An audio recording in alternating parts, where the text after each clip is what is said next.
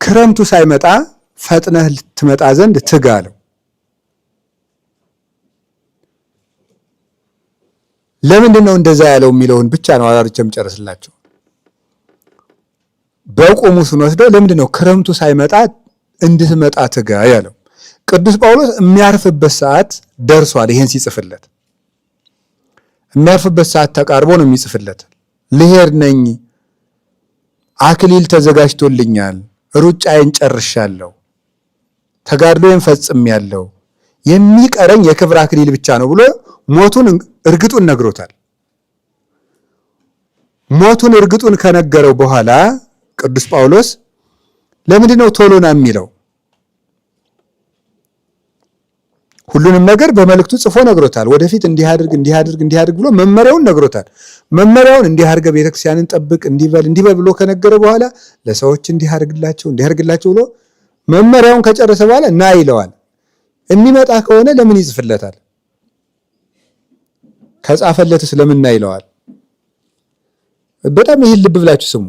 በአንደኛ ጢሞቴዎስ በተናገረው ብቻ ሳይሆን ሁለተኛ ጢሞቴዎስ እስከ ሕይወትህ ፍጻሜ እንዲያደረክ ኑር ብሎ አኗኗሩን ጽፎለታል። ጽፎ ሲጨርስ ግን ና ያለው ለምንድን ነው? ክረምቱ ሳይገባስ ያለ ለምንድን ነው? ክረምቱ ሳይገባ ያለበት ምክንያት ለጊዜው ጢሞቴዎስ የሜዲትራኒያንን ባህር አቋርጦ ስለሚሄድ በዚያ ጊዜ ደግሞ የመርከብ ጉዞ ይቆማል። ክረምት ሲገባ የአውሮፓ ክረምት በጣም ጠንካራ ነው፣ በረዶ ያለበት ነው። ቅዱስ ጳውሎስ ደግሞ እዛ ውስጥ ነው ያለ። ጢሞቴዎስ በሚሄድበት ጊዜ መርከቦች ስለሚቆሙ እንዳይቸገር፣ እዛም ሄዶ ደግሞ እንዳያስቸግረው፣ ብርዱ በጣም ከባድ ስለሆነ ቅዱስ ጳውሎስ ፍጹም ተንከባካቢ መምህር ስለሆነ ለነፍሱ ብቻ ሳይሆን ለስጋውም ያስብለታል። ስለዚህ እዚያ ሄዶ በረዶ እንዲያስጨንቀው አልፈለገም። ቀድሞ አይቶት እንዲመለስ ነው የፈለገው። የአውሮፓ ክረምት በጣም እንኳን የሰው ጨርቅ ዛፍን ቅጠል የሚያስጥል ክረምት ነው ክረምታቸው። እዚያ ውስጥ እንደማይችለው ስለሚያው ክረምቱ ሳይገባ መተሄድ ብሎ በቁሙ ነገረው። ግን ና ያለው ለምንድን ነው? ቅዱስ ጳውሎስ ሁለት መሰረታዊ ነገርን ሲናገር ነው እዚህ ውስጥ። የመጀመሪያው በቁሙ ስንፈታው፣ ከዛ መንፈሳዊ ፍቹን አይተን እንጨርሳለን። የመጀመሪያው ና ቶሎ ያለበት ምክንያት ቅዱስ ጳውሎስ እንኳ ሰው ይናፍቀው ነበር፣ ማየት ይፈልግ ነበር። የሚወደውን ጢሞቴዎስን ማየት ፈልጎ ነው፣ ናፍቆት ነው እንደዛ ያደረገው። ያውም ሲናገር ምንድን ነበር? ሁሉም ትተውኛል፣ ዴማስም ይሄን ዓለም ወዶ ትቶኛል፣ እገሌም ትቶኛል፣ ሉቃስ ብቻ ነው እኔ ጋር ያለ እያለ ጽፎለታል። ብቻዬን ነኝ እያለ ይጽፍለታል። እና በምድር ላይ ለሰው አይገባውም እንጂ ትልቁ በሽታ ብቸኝነት ነው። ትልቁ መከራ ብቸኝነት ነው። የብቸኝነት ክፋት የሚገባን ሰው ያጣለት ነው። ሰው አብሮን እያለ ግን ትርጉሙ አይገባንም። እንኳን እኔ ምን ያደርግልኛል፣ እኔ ብቻዬን መኖር እኮ የምችል ሰው ነኝ ይላል ሰው። ኧረ በፍጹም አይደለም። እንኳን እኛ ይቅርና እግዚአብሔር እንደምሰሶ በልቡ የቆመለት ጳውሎስም ሰው ይናፍቀው ነበር። ቅዱስ ጳውሎስ ራሱ እና ሰው አያስፈልገኝም አይባልም። ሰውም አይናቅም፣ ነውር ነው። ሰው አይናቅም። እገሌ ምን ይጠቅመኛል፣ በቃ አልደርስባት ትድረስብኝ፣ የራስህን ኑር አይባልም። በቃ የሰው ልጅ ብቻውን ይኖር ዘንድ መልካም አይደለም። ቃል የሚለው ቅዱስ መጽሐፍ እኮ ለትዳር ብቻ አይደለም፣ ብቸኝነት ለሰው የተፈቀደለት አይደለም። ስለዚህ ሰው ህብረታዊ ፍጡር ነው፣ አይሆንለትም። እንደ አባቶቻችን እኮ ኦሪት ዘፍጥረት ምዕራፍ 2 ቁጥር 18ን ሲተረጉሙ ሰው ብቻውን ይኖር ዘንድ መልካም አይደለም፣ አኮ መፍትው ወልደ እጓለ እመሕያው ይንበር ባሕቲቶ አላ ንግበር ሎቱ ቢጸ ዘይረድኦ፣ የሚረዳውን ረዳት እንፍጠርለት ያለውን ሲተረጉሙ ሔዋን አዳምን በምን ትረዳዋለችና ይሉና ብዙ የምትረዳው ነገር አለ። አንዱን ምን ይላሉ? ብቸኝነት ጽኑ ገድል ነውና ብቸኝነትን በማቅለል ትረዳዋለች ይላሉ። ብቸኝነት ጽኑ ገድል ነውና ይላል አንድምታችን። በጣም በጣም በጣም ከባድ ነው። የሰው መኖሩ ኮቴው ራሱ ይነፍቃል። አንዳንድ ጊዜ በሌላ ቀን ማስቻውቃለሁ አውሎ ንፋስ በቃ ኃይለኛ ዝናብና መብረቅ የቀላቀለ ዝናብ ባደረ ቀን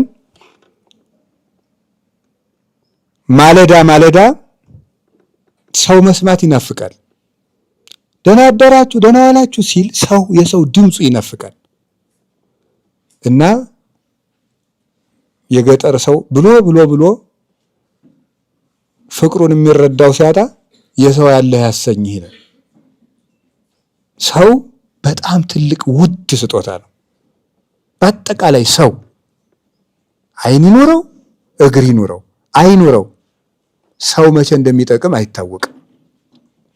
እኔ ተመስገን በቃ ማንም አያስፈልገኝ እንደው ወይ ጉድ።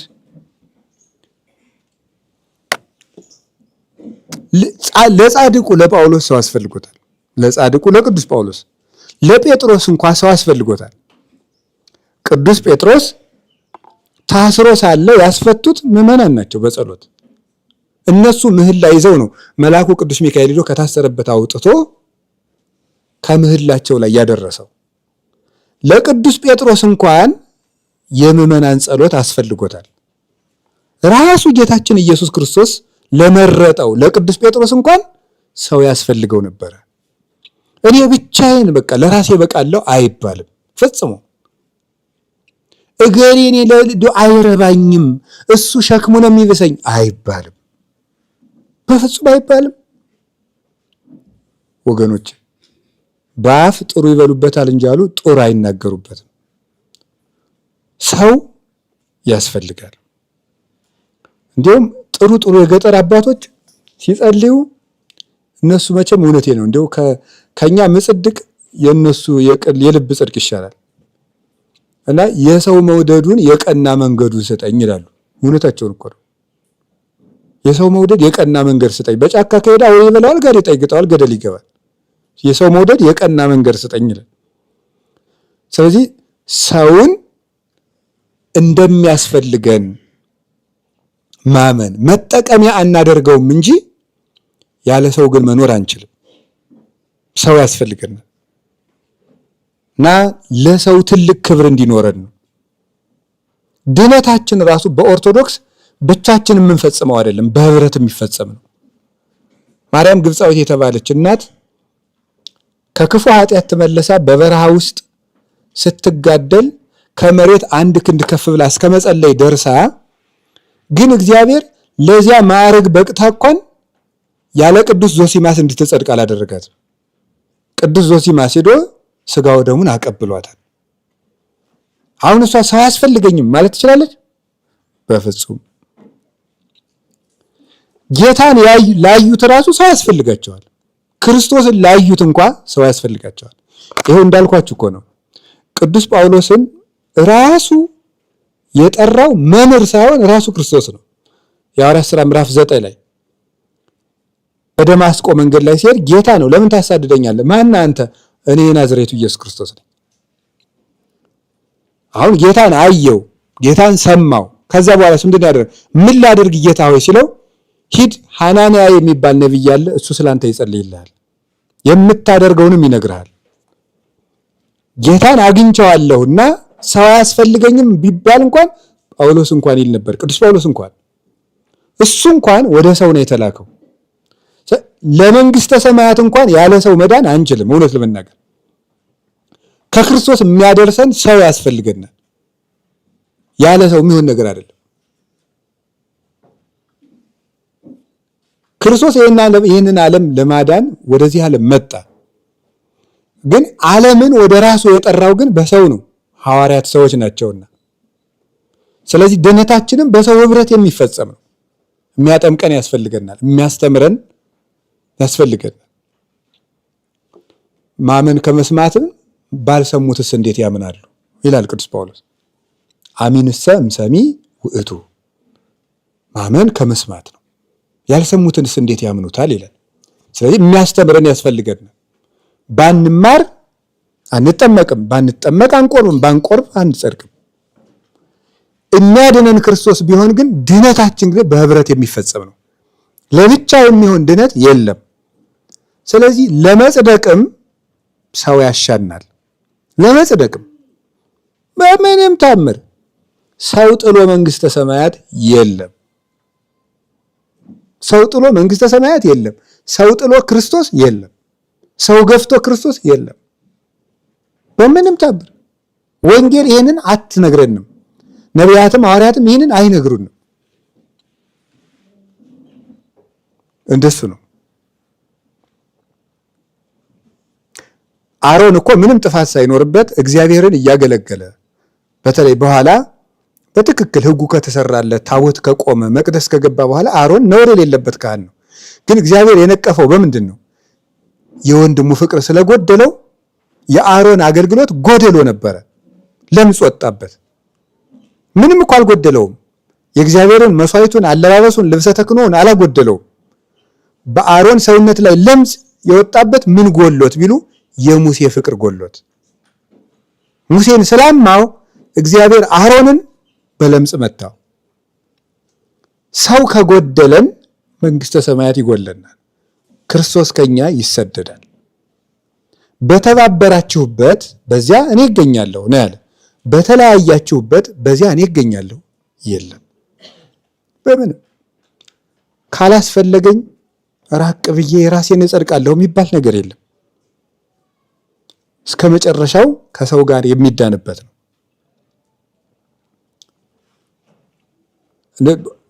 ኖህን እንደምታውቁት ወደ መርከብ ሲገባ ምንና ምን ነው ይዞ የገባው?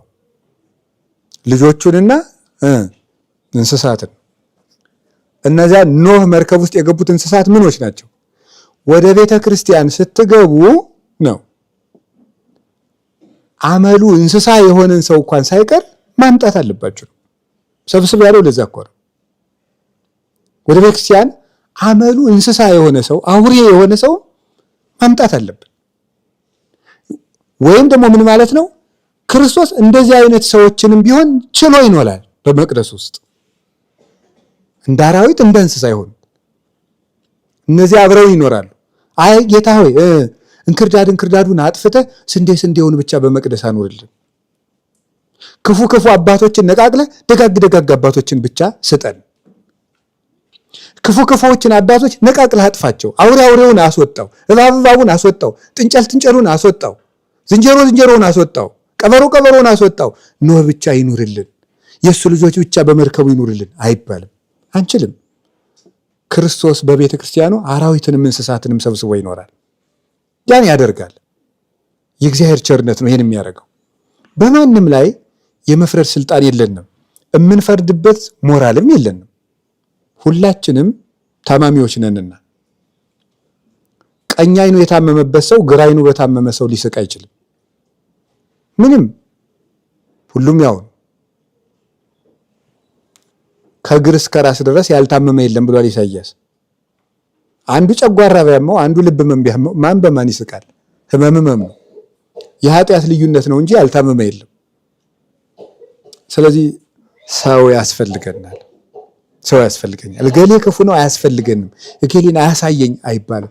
ዘመዶች ቁርባንም፣ ጸሎትም፣ ምንኩስናም፣ ቆብም፣ ቀሚስም፣ መቁጠሪያም፣ ምጽዋትም፣ ማህበር መጠጣትም፣ ተክሊል ማግባትም፣ ቅስናም፣ ጵጵስናም ሰው ጥሎ መንግስተ ሰማያት የለም እና ሰው የሚናፈቅ ፍጡር ነው።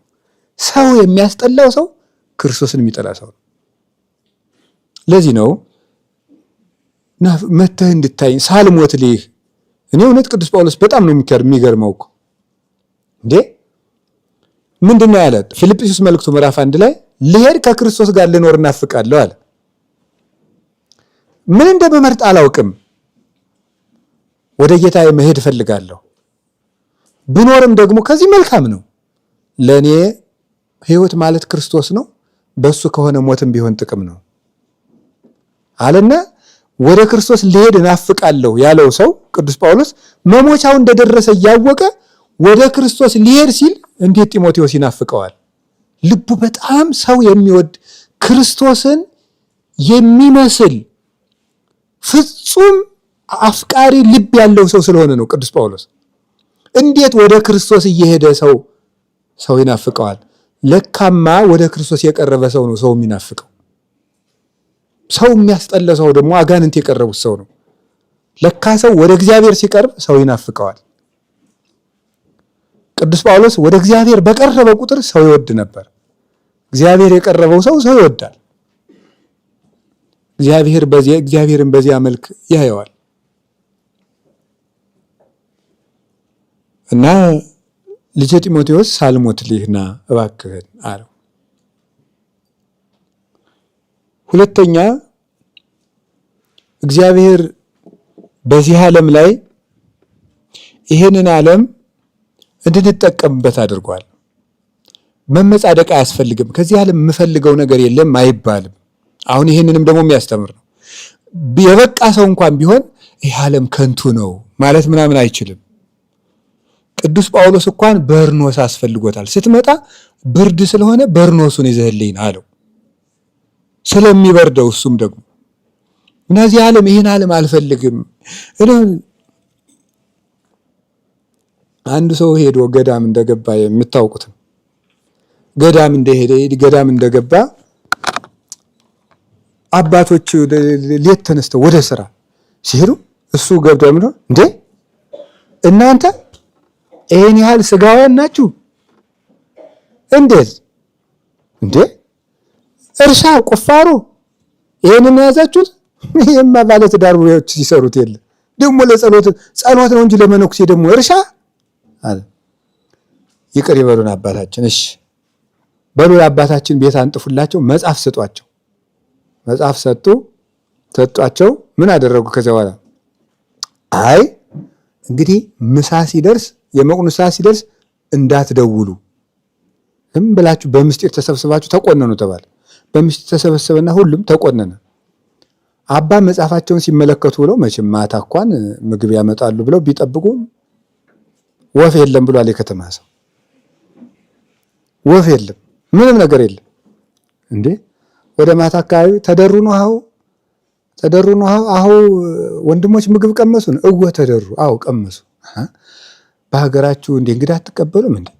እንግዳ ሁኜ ብመጣ አልተቀበላችሁኝም ብሎ ይፈርድብናል አትሉ ማለት። አይ አባታችን እሰው መንፈሳዊ ነዎት አይሹትም ብለን ነው አያስፈልገውትም ብለን ነው እንጂ እንዲህ የሚበሉ መሆንዎትን አላወቅንም ነበር ብለው አበሏቸው። አባቶች አላወቅኩም አላበጀውም ይቅር ብሉኝ ብለው አድዋማቸውን ነጥቀው ማለዳን እሳቸው ቀድመው ተሰለፉ ይባላል። ስለዚህ ምንድነው ይህ ዓለም ከንቱ ነው ምናምን እንደንም ጽድቅ አያስፈልግም። ሰርተ ብላ ጌታ ይዋ እውነቴን ነው። ዓለም ከንቱ ነው ምናምን ቃዋን ነው እግዚአብሔር ነው ምናምን እያሉ መመጻደቅ አያስፈልግም። ቅዱስ ጳውሎስ ምን እንዳለ ስሙት። የተጠመቃችሁ ሁሉ ማንን ለብሳችሁታል ነው የሚለው። ክርስቶስን ለብሶ ግን ጢሞቴዎስን ምን አምጣልኝ ነው የሚለው። በርኖሱን አምጣልኝ፣ ካባውን እባክህ ይዘልኝና በርዶኛል፣ ብርድ እየመጣ ነው፣ ለክረምት የሚሆነኝ ካባ ዘና ይለዋል። ይሄን ምን ይመስላችኋል? እግዚአብሔር ተመልከቱ። እኔ አለ ጌታችን ኢየሱስ ክርስቶስ ሐሙስ ማታ ሲጸልይ ምን አለ? ያው በእኛ ተገብቶ ጸሎት አቅርቧል። ሲጸልይ ምን አለ? አባቴ ሆይ አኮ ከመትንስኦሙ እማለም አላ ከመተቀቦሙ፣ ከዚህ ዓለም እንድትወስዳቸው አልለምንህም በዚህ ዓለም እንድትጠብቃቸው ነው እንጂ ብሎ ተናግሮ ነበር። ይሄ ምን ማለት መሰላችሁ? ጌታ እሱን ስለወደድ ነው ጸሎት ስለምንጸልይ ስጋው ደግሞ ስለምንቀበል ስለምናስቀድስ ክርስቲያን ስለሆን የተለየ ስጋዊ እንክብካቤ እንዲያደርግልን መጠበቅ የለብንም። እንደ ፍጥረት ይንከባከበናል። እንደ ሰው ልጅ ነው። ለኛ አያዳላልን። ለሰው ሁሉ የሚያዘንበውን ዝናብ ነው የሚሰጠን። ለሰው ሁሉ የሚያወጣውን ፀሐይ ነው የሚያወጣል። ለሰው ሁሉ የሚያበራውን ብርሃን ያበራልናል። ለሰው የሚያፈራርቀውን ወቅትን ክረምትና በጋ መዓልትና ሌሊት ነው የሚያፈራርቅልን። ለኛ የተለየ ነገር የሚያደርገው ነገር የለም። የተለየ ለክርስቲያኖች የሚወጣ ፀሐይ የለም። ስለዚህ ህመምም እንደ ሰው እንታመማለን፣ እንዲያውም አብልጠን እንታመማለን። እሱን መምሰል ስላለብን አንዳንድ ጊዜ ጸሎታችንን እየጸለይን እንዲህ እያደረግን በቃ ስንል ወዲያው ጸሎት እንደጸለይን ሁሉ ነገር እግዚአብሔር አቤት እንደዚህ ቸግሮኝ፣ እሺ በል ልጄ ሳምንት ሞላልሃለሁ። እግዚአብሔር አቤት፣ ማክሰኞ እንደዚህ አይነት ነገር አድርግልኝ። እሺ ልጄ። እግዚአብሔር አቤት፣ እኔ እንትና እያበሸቀኝ ነው። እሺ ልጄ አሳርፍልሃለሁ። እግዚአብሔር እንደዚህ የምንለው ይመስለናል። እና እግዚአብሔር እንደ የኛ ሰራተኛ አይደለም። እንደውም በዚህ ስለ ጸሎት ሲናገሩ የቤተክርስቲያን አባቶች ምን ይላሉ? እግዚአብሔር ባለዕዳ አይደለም አባትህ ነው እንጂ ይላሉ። ባለዕዳ አይደለም ማለት እንክፈለኝ የምትለው አይደለም። ጸሎት ንግድህ አይደለም፣ ከክርስቶስ ጋር የምትኖርበት ህይወት ነው። ስለዚህ በጸለይከው ልክ ቶሎ እንዲሰፍርልህ ለምን ትፈልጋለህ? ይሄ ምንደኛነት ነው። እግዚአብሔርም ባይሰጥህም ልትወደው ነው የወጣኸው። ጤና ቢሰጥህ ልትወደው ሳይሆን ቢያምህም ልትወደው፣ ስትመሰገን ልትወደው ሳይሆን ስትዋረድም ልትወደው ነው የወጣኸው። የነገረን ይሄን ነው። ስለዚህ እግዚአብሔር በዚህ ዓለም ጳውሎስን ሊበርደው ነው ጌታን ለብሶ እንደ ሲባል ነገር የለም። እንደዚህ ያለች ነው የተባለው። አንድ እማሆይ ገዳም ገብተው ዕለቱን የገቡለት ነው አሉ። ድንገት እሳት እየሞቁ ተፈራጥሮ በልቷቸው የገቡለት እኮ ነው ገዳም። እሳት ሙቁ ብለው ትተዋቸው ሌሎች ነባር እናቶች ሊጸልዩ ሲሄዱ እሳቸውም ልጆ እሳት እየሞቁ ፍንጥር ብሎ ይፈጃቸዋል። እናንተ እኛን ጻድቃኖቹን እንዲህ ያደረገ ኃጥአንንማ እንዲህ ሊያረጋቸው ነው አሉ። እንዴ ዕለቱን የገቡለት እኮ ነው። እንዴ እናቴ እና እንደዚህ እኮ ነው። በቃ እኛን እንኳን ጻድቃኑን ፈጀናሉ እና በቃ እግዚአብሔር እንዳይነካን እኛ ስለጸለይን በቃ ስላስቀደስ ሰሞኑን አስቀድሻለሁ እንዴ ምንም አይደርስብኝም። ኧረ የለም እንዴ ምንም አይደርስብኝም። እንግዲህ ጳውሎስን ባይበርደው እናቴ ጌታን ለብሶ ቅዱስ ጳውሎስ እንኳን እየበረደው። ስለዚህ እግዚአብሔር መከራ እንዳንቀበል አይደል። እንዲያውም እግዚአብሔር ይሄንን ዓለም የናቀው እንኳን በሱ በሚያምኑት የሚሸነፍ መሆኑን በማሳየት ነው። ይሄ ዓለም ቀላል መሆኑ በምን ይታያል ሲባል እንኳን እግዚአብሔር በእግዚአብሔር ያመኑ ስለሚያሸንፉት አሸንፈውም ስላሳዩን ቅዱሳን አባቶቻችን። ያንን ደግሞ ያደረጉት በእኛው ስጋ ነው። ኤልያስ ዘከማነሰብ ወዘከመነ ሐምም ይሐምም። ኤልያስ እንደኛ ሰው ነበር። እኛ እንደምንታመም ይታመማል ማለት ለኤልያስ እግዚአብሔር የተለየ ስጋ አልገጠመለትም። እኛ እንደምንታመም ይታመማል፣ እንደምንደክም ይደክማል። ጸለየ ከመ ይዝንም ዝናብ እንዳይዘንም ጸለየ፣ አልዘነምም። ወካዕበ ጸለየ ከመ ይዝንም ዳግመኛም እንዲዘንም ጸለየ፣ ዘነመ። ግን እንደኛ ሰው ነበር። አንድ ሰው ወደ ቅድስና በሄደ ቁጥር ወደ ጸሎት በቀረበ ቁጥር ከማይጸልዩት የተለየ ምድራዊ እንክብካቤ እግዚአብሔር እንዲሰጠው አይጠብቁም። ቅዱሳን ከዚህ የወጡ ናቸው። ቅዱስ ጳውሎስን እንኳን ከመታሰር ያላዳነ ጌታ ሌላው ክርስቲያን እንዳይታሰር አያደርግም እግዚአብሔር። ቅዱስ ጳውሎስ እንዳይበርደው ያላደረገ ጌታ እኛን እንዳይበርደን አያደርግም። ቅዱስ ጳውሎስ እንዳይሳደብ ያልተከላከለለት ጌታ እኛን እንዳንሰደብ አያደርግም። እንዳይደበደብ ቅዱስ ጳውሎስን ያላስጣለ ጌታ እኛን አትደብደቡ አይልም። በመንገዶቹ የሚጠቅመን ከሆነ ነው ደስ የሚለው። ነገር ግን እግዚአብሔር የማይጠቅመንን መከራ ወደኛ አይልክብንም። እግዚአብሔር በመከራ ጉዳይ ላይ አስተምህሮ ይሄ ነው። ስለ እግዚአብሔር የሚነገረው ባይገባንም እንኳን ባንረዳውም እንኳን ለጊዜው ቢመረንም እንኳን እግዚአብሔር ግን የማይጠቅመንን መከራ ወደኛ አይልክም። ርኅሩህ ስለሆነ መለኮታዊ እንክብካቤው ከኛ አይርቅም የተባለበት ምክንያት መከራው ውስጥ ጸጋን ስለሚያስገኝ ነው። ክፉ ነገርን ወደ በጎ ዕድል ስለሚለውጥልን ይህ እግዚአብሔር አሰራር ነው። እግዚአብሔር በአውሎና በእሳት መካከል መንገድ አለው የተባለም ለዚህ ነው። እና ልጄ መተኸኝ ያለው ለዚህ ነው።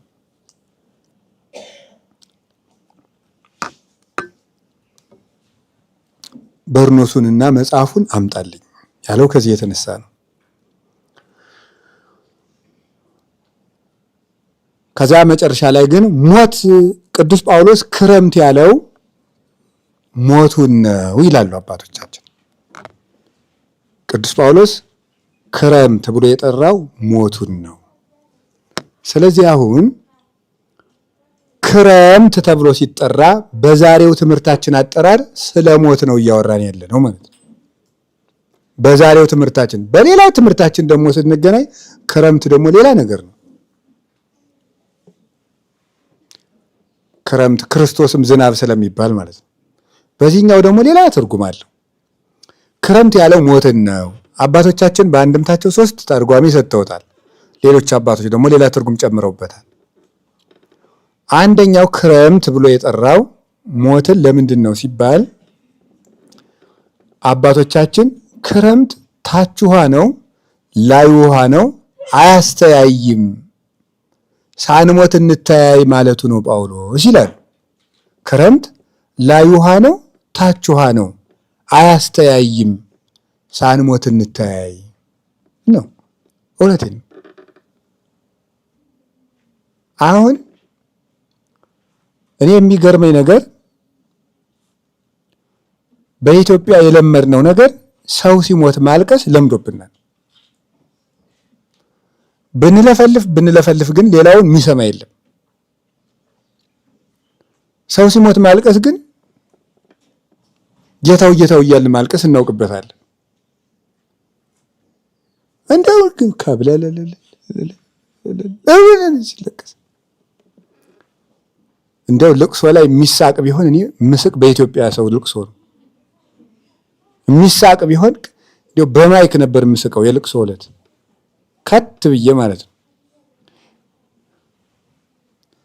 አንተ ከሃዲ ሲል የነበረው የኔ ሩህ የኔ ደግ የኔ ጌታ የኔ አቤት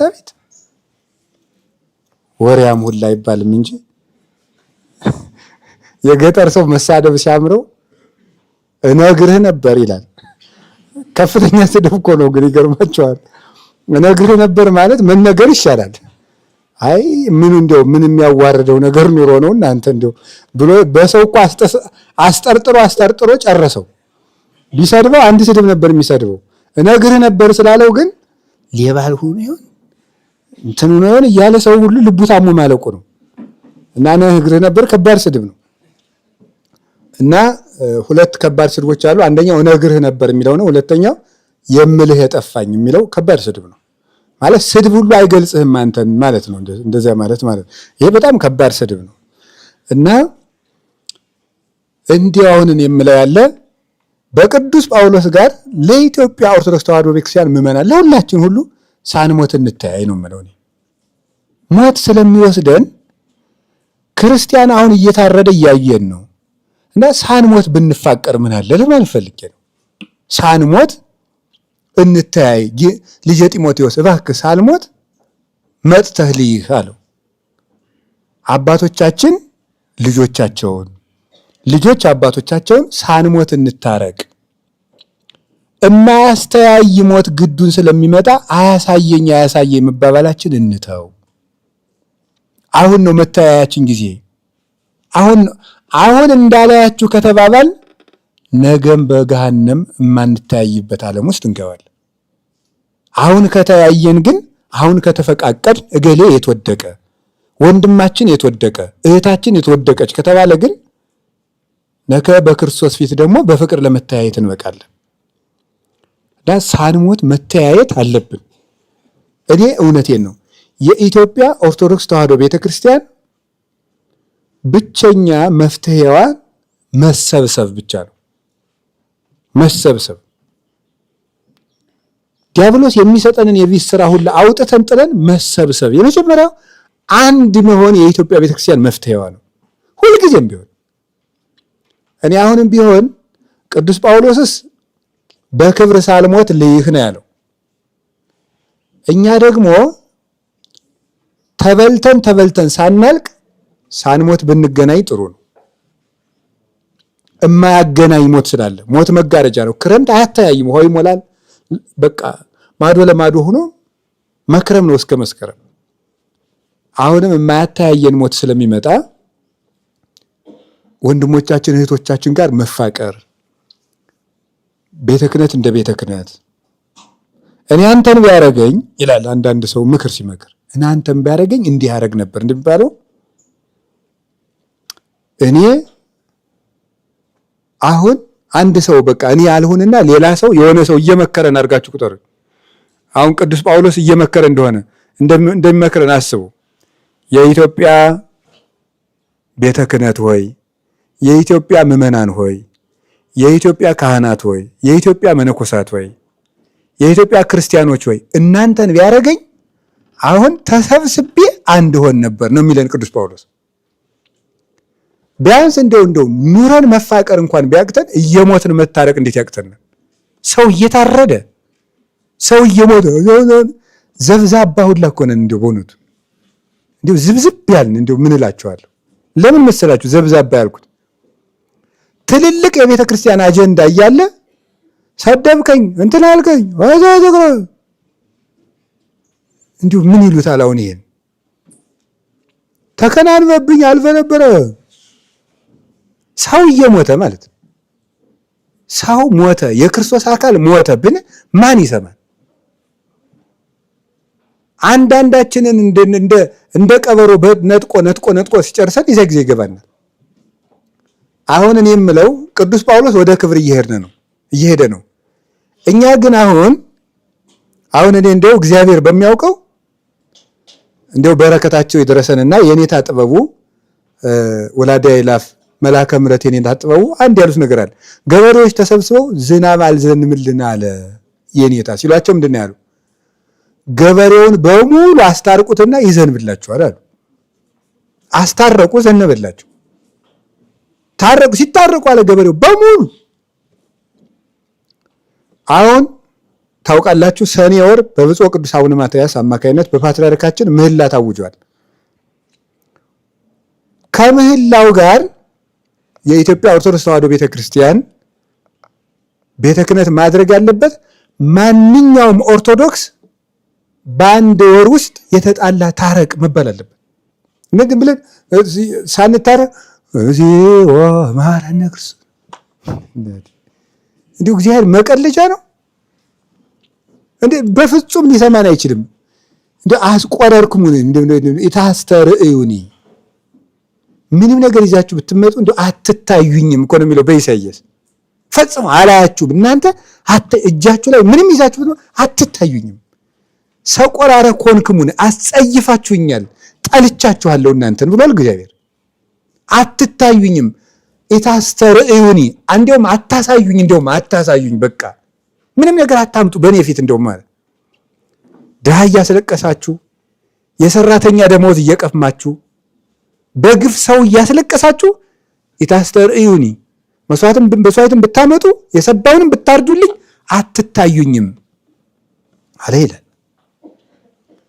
አሁን ትልቁ መፍትሄ ጳጳስ የለ፣ መነኩሴ የለ፣ ቄስ የለ፣ ሕዝብ የለ፣ ተሰፍሮ ተቆጥሮ ክርስቲያን በሙሉ መታረቅ። ከዛስ ምንድን ነው ያለን? የማያምኑትንም ደግሞ ውደዱ ነው ያለን። የማያምኑትንም ቢሆን ሃይማኖት የሌለውንም ቢሆን እንደ ቅዱስ ጊዮርጊስ እንዳደረገው ሁልጊዜ ነው የምተርከው ታሪኩን በጎ ስለሆነ ቅዱስ ጊዮርጊስን በመከራ አሰቃይቶ መጨረሻ ላይ ደግሞ በዚህ ሁሉ አልተሸነፍ ቢል አለ የተባለ ጠንቋይ መርዝ በጥብጦ እንዲሰጠው ያ ጠንቋይ ተፈልጎ መጣ እና ያንን መርዝ እየበጠበጠው ምንድን ነው ያለው ጠንቋዩ? ልጄ እባክህ የእግዚአብሔርን ጸጋ በአንተ ላይ አያታለሁና ቶሎ መርዙን ስጠኝ አለው። ለምንድን ነው ወንድሜ ሆይ ለምንድን ነው እንደዛ ያለው? መርዙን አጠጥቶ ሲጨርስ ጌታችን ኢየሱስ ክርስቶስ ቅዱስ ጊዮርጊስን ከሞት ሲያድነው ያ ጠንቋይ ደግሞ እኔም በጊዮርጊስ አምላክ አምኛለሁ እንደሚል ስለሚያውቅ ማለት ነው። ስለዚህ ለማያምኑት ጭምር ያዝንል ነበር። ቅዱስ ዮሐንስ አፈወርቅ የሚለው ነገር አለ። ጠላቶቻችሁን ውደዱ ብሎን ሳለ ጌታ ወዳጆቻችንን ስንጠላ ብንገኝማ ለሱ ምን እንመልስለታለን ይላል። ጠላቶቻችሁን ውደዱ ብሎን ሳለ ወዳጆቻችንን ስንጠላ ከተገኘን ምን እንመልስለታለን? ያለ ፍቅር ያለ መታረቅ ምህላችንም ደመናትን አያልፍም። ምንም ተሰብስበን እንደው ሜዳው ላይ 40 ቀን እግዚኦ ብንል ይሄንን እንድናደርግ እኔ ክርስቲያን ሙቶ ሳያልቅ እንታረቅ። መሰረት የሌለው ቤት ማለት ነው። ቅዳሴ ቢባል ምህላ ቢባል ጾም ቢባል መሰረት የሌለው ቤት ማለት ነው። ፍቅር አልባ አምልኮተ እግዚአብሔር ማለት ምንም አይረባም። ይህንን ነው ቅዱስ ጳውሎስ ልጄ ሳልሞት መተህየኝ ያለው። ክረምት አያስተያይም፣ ክረምት አያስተላልፍም።